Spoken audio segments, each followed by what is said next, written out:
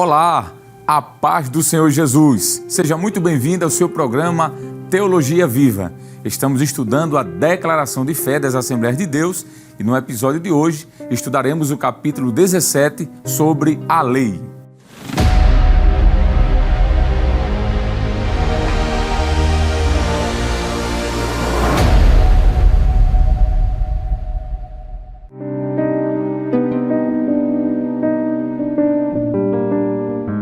Jesus disse que veio cumprir a lei e os profetas, Mateus 5,17.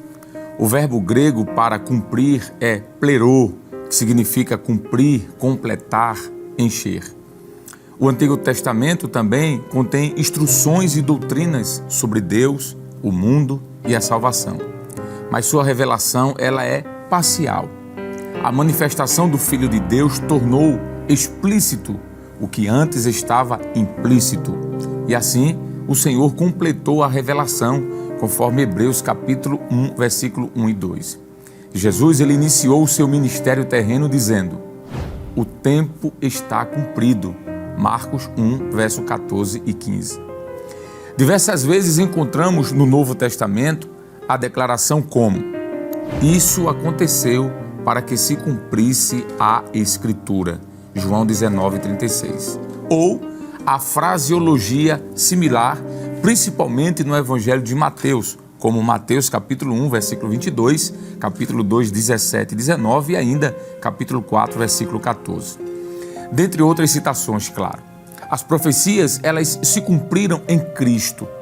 O Senhor Jesus, ele cumpriu o sistema cerimonial da lei na sua morte. Mateus 27, versículos 50 e 51 e Lucas 24, 46 nos diz isso. As instituições de Israel com suas festas, os holocaustos e os diversos tipos de sacrifícios da lei de Moisés eram tipos e figuras que se cumpriram cabalmente em Cristo. Hebreus capítulo 5, verso 4 e 5, 1 Coríntios capítulo 5, versículo 7. Assim, as cerimônias cessaram, mas o significado ele foi confirmado. Colossenses capítulo 2, versículo de número 17. Martinho Lutero dizia que a função civil da lei ainda continua para manter a ordem e o bem-estar da sociedade.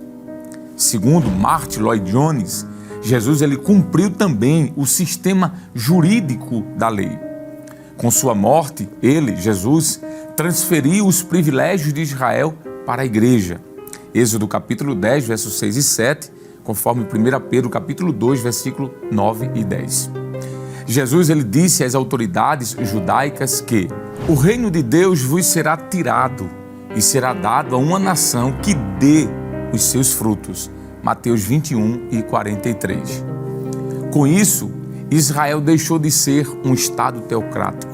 A igreja é a plataforma de Deus na terra para anunciar a verdade, conforme 1 Timóteo 3 e 15.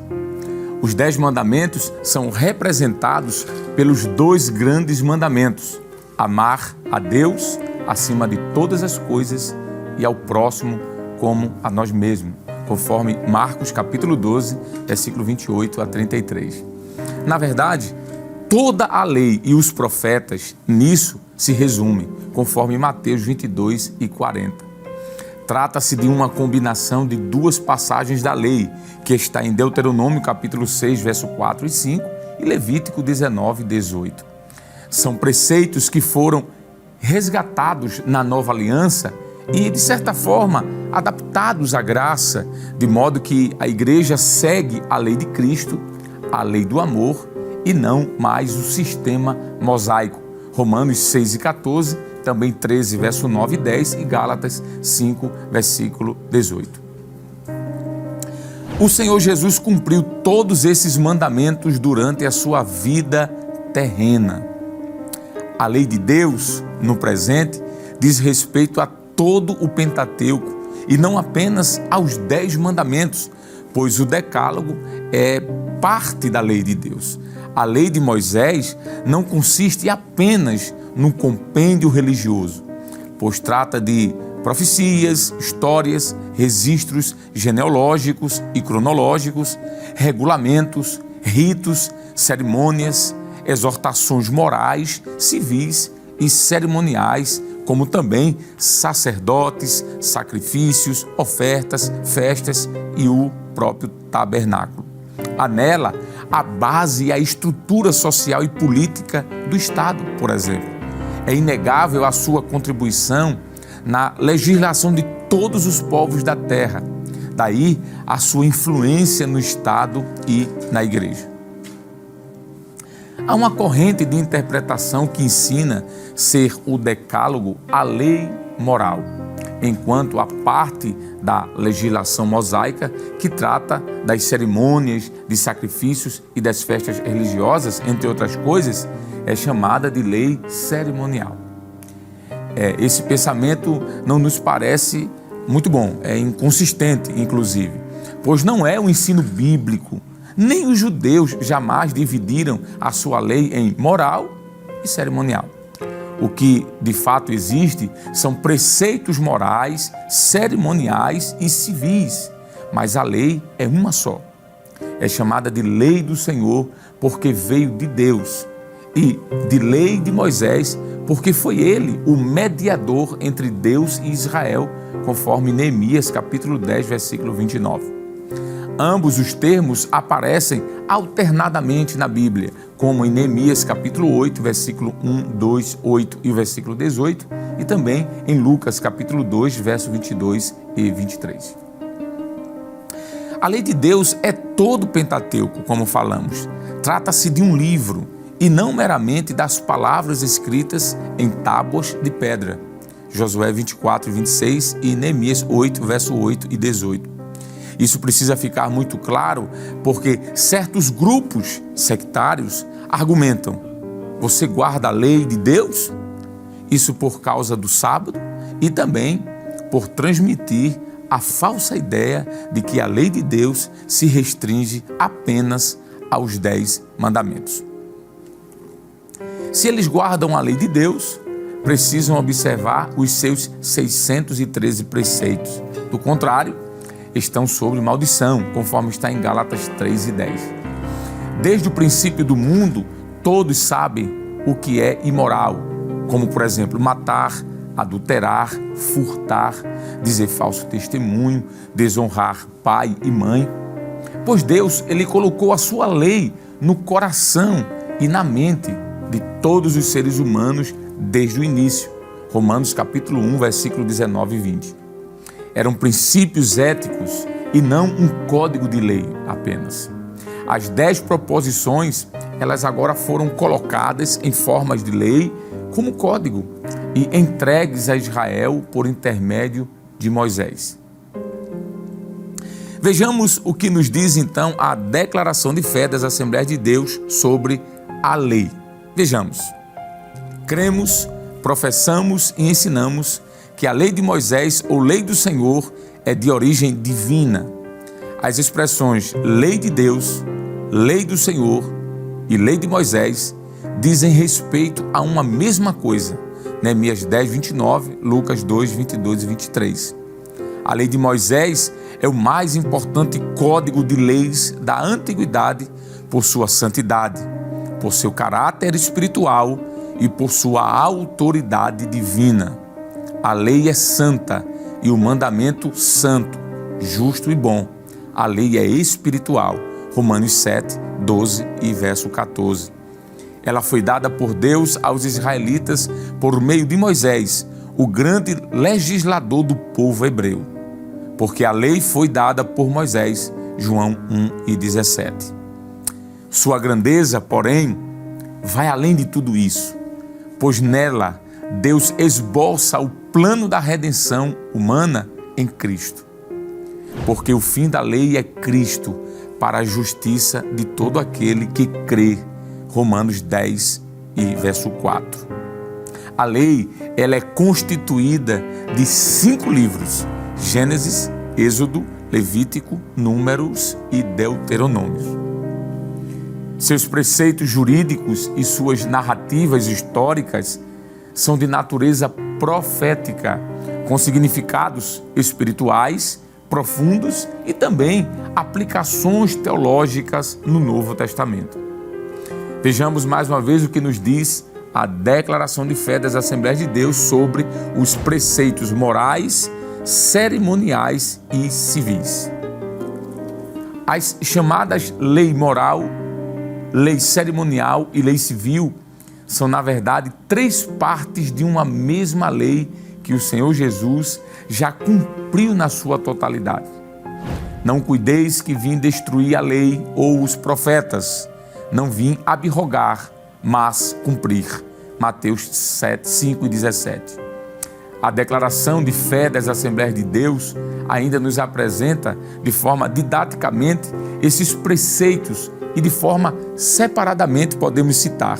Os preceitos morais são os que tratam dos princípios básicos morais sem concessão, válidos para todos os povos e em todas as épocas e em todos os lugares.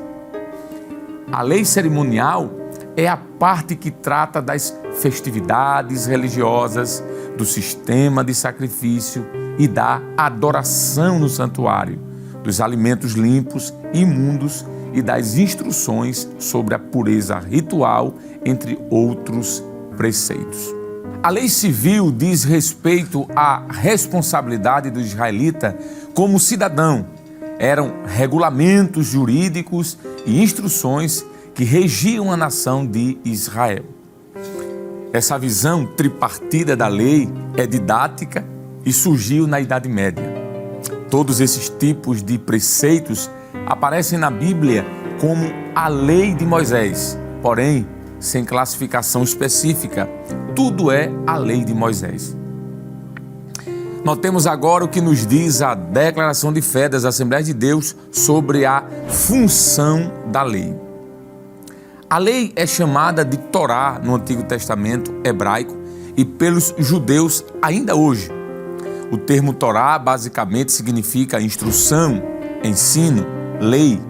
Contudo, a palavra mais usual entre os cristãos é Pentateuco, termo grego que literalmente significa 5 estojos de levar rolos de papiros, e que foi aplicado aos 5 livros de Moisés pelos judeus de Alexandria, a partir do 1º século depois de Cristo.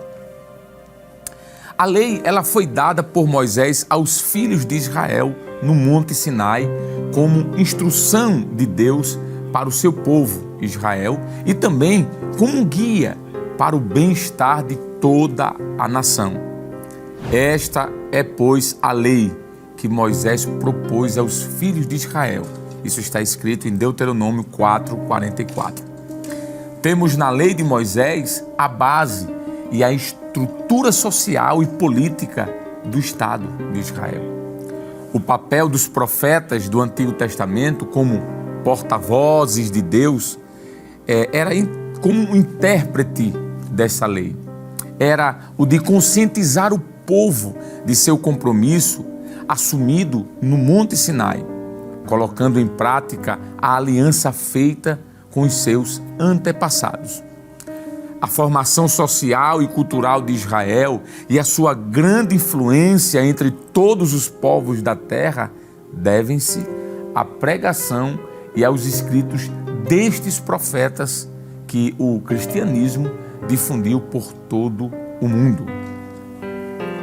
Vejamos mais uma vez agora o que nos diz este documento, a Declaração de Fé das Assembleias de Deus, agora sobre a lei e a fé cristã.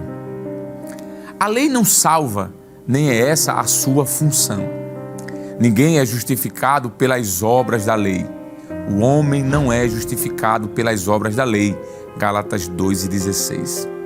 Sua função é revelar o pecado no ser humano para nos conduzir a Cristo.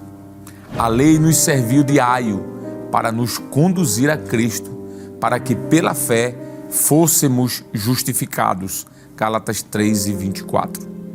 A lei é como o resultado de um exame que mostra a enfermidade e com base no qual o médico ele indica o medicamento para a cura. O sangue do Cordeiro Imaculado que tira o pecado do mundo. Nenhuma carne será justificada diante dele pelas obras da lei, porque pela lei veio o conhecimento do pecado. Romanos 3:20. A lei não podia ajudar o israelita a praticar a justiça, pois ela, como um termômetro, se assim eu posso dizer, que mede a temperatura sem gerar, porém, calor ou frio, apenas mensurava a justiça e a injustiça, mas não ajudava ninguém a se tornar justo ou injusto. Bem, nós temos mais uma vez agora o que nos diz esse documento, a Declaração de Fé das Assembleias de Deus sobre a lei e a graça. Entendemos que a lei diz: faça e viva. Portanto, os meus estatutos e os meus juízos guardareis, os quais, fazendo-os, o homem viverá por eles. Eu sou o Senhor.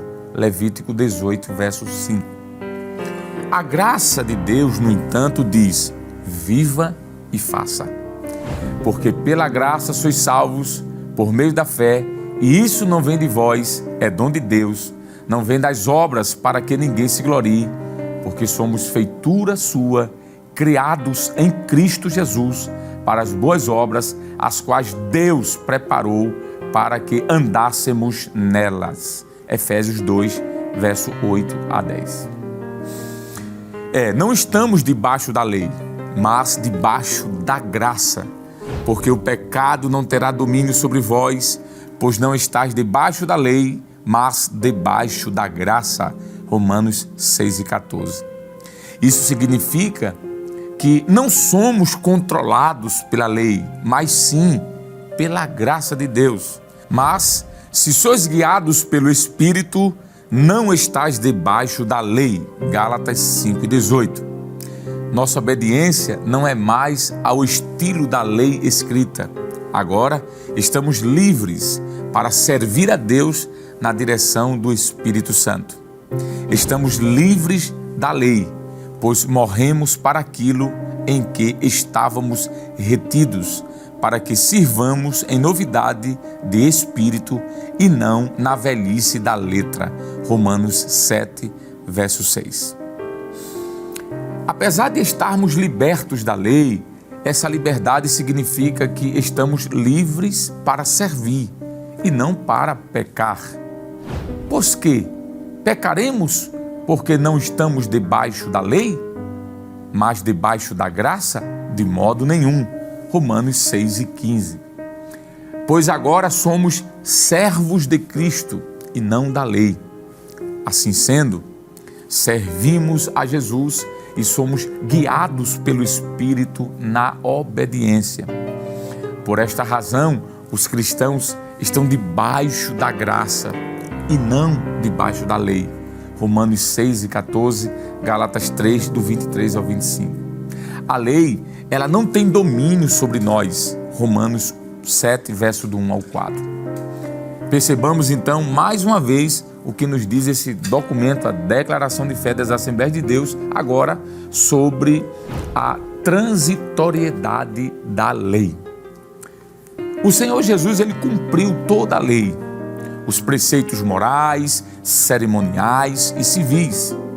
Não cuideis que vim destruir a lei ou os profetas. Não vim abrogar, mas cumprir. Porque em verdade vos digo que, até que o céu e a terra passem, nem um jota ou um tio se omitirá da lei, sem que tudo seja cumprido. Mateus 5, 17 e 18.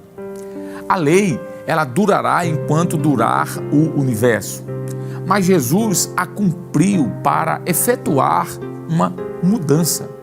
Porque mudando-se o sacerdócio, necessariamente se faz também mudança da lei. Hebreus 7 e 12. A função da lei era transitória, porque tendo a lei a sombra dos bens futuros e não a imagem exata das coisas, nunca pelos mesmos sacrifícios que continuamente se oferecem cada ano, pode aperfeiçoar os que a eles se chegam. Hebreus 10 e 1. Ela, a lei, foi dada por causa do pecado, até a vinda do Messias. O texto diz: logo, para que é a lei, foi ordenada por causa das transgressões, até que viesse a posteridade a quem a promessa tinha sido feita e foi posta pelos anjos na mão de um medianeiro. Gálatas 3:19. A lei serviu para nos conduzir a Cristo, mas depois que a fé veio, já não estamos debaixo de aio. Gálatas 3:25. Nesse sentido, todo o sistema mosaico foi abolido. No entanto, a verdade moral contida na lei foi resgatada sob a graça e adaptada a ela. O apóstolo Paulo é muito claro quando fala que o ministério da morte, gravado com letras em pedras, era transitório. 2 Coríntios capítulo 3, verso 7 e verso 11. No entanto, a verdade moral contida no sistema mosaico, como disse o teólogo Schaeffer, foi restaurada sobre a graça, mas ela foi adaptada à graça e não à lei. Isso diz respeito à sua função e não compromete a sua autoridade como revelação de Deus e parte das Escrituras divinamente inspiradas, como está em 2 Timóteo, capítulo 3, versículos 16 e 17. Perguntaram a Jesus o que se deve fazer para executar as obras de Deus. A resposta não foi guardar o sábado, nem a lei, nem os 10 mandamentos, mas exercer a fé em Jesus. João 6, 28 e 29. Essa doutrina, ela é ratificada mais adiante em 1 João capítulo 3, versículo 23 e 24.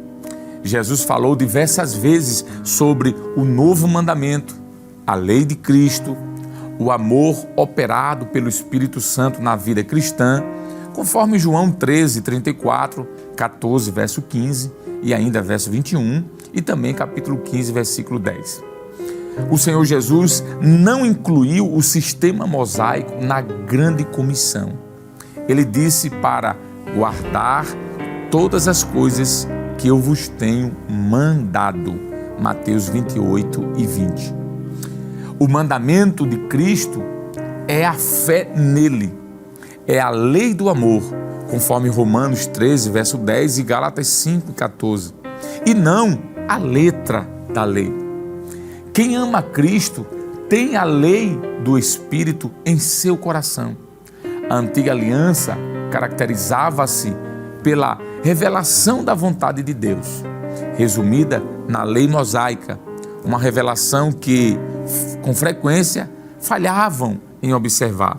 Jeremias 31 e 32. Paulo considera que a nova aliança pela qual os profetas do Antigo Testamento aguardavam, por exemplo, Isaías 59, 20 e 21, Jeremias 31, do 31 ao 34, ainda Jeremias 32, do 37 ao 40, e Ezequiel 16, do 60 ao 63, bem como ainda 37, do 21 ao 28. Ela foi iniciada por Cristo e levada adiante pelo Espírito. A gente pode comparar Romanos capítulo 8, versículo 3 e 4, 2 Coríntios 3, do 4 ao 18. Por isso, ele conclui que a antiga aliança e as estipulações associadas à lei mosaica, elas foram substituídas pelo ministério de Cristo e do Espírito. Romanos 10 e 4 e Gálatas 3 e 25. Todavia, isso não quer dizer que os mandamentos ou estipulações não estão mais associados à nova aliança. Ao contrário, as epístolas de Paulo são cheias de ordem e exortações para as igrejas. A diferença relevante é que no tempo da nova aliança, a capacidade de viver à luz dessas revelações da vontade de Deus se torna agora possível por meio do ministério do Espírito. Isso não quer dizer que a visão de Paulo em relação à fraqueza humana mudou. Com exceção do Espírito, as pessoas ainda são impotentes quando se defrontam com a realização da vontade de Deus. A natureza humana não mudou com o fim de uma era e a chegada de outra. A obra de Cristo e o vasto e amplo envolvimento do Espírito Santo na experiência da salvação são singulares à nova aliança. Romanos 8, 3 e 4. Encerramos este episódio conscientes de que Jesus não revogou a lei, mas a cumpriu. Aprendemos também que não há discrepância entre Jesus e Moisés e que a lei permanece até a consumação dos séculos, pois a fé cristã não é antinominista e muitos preceitos do sistema mosaico reaparecem no Novo Testamento, mas adaptados, claro, à graça, pois fomos libertos da lei, Romanos 3, 28 e Gálatas 5, 1. Bom, eu espero que você esteja gostando de estudar conosco a Declaração de Fé das Assembleias de Deus e no próximo episódio veremos o capítulo de número 18 da Declaração, onde falaremos sobre os 10 mandamentos. Que a graça do nosso Senhor e Salvador Jesus Cristo, o grande amor de Deus, o nosso eterno e bondoso Pai, a comunhão e as divinas consolações do Espírito Santo estejam sobre todos nós agora e para sempre. Amém e amém.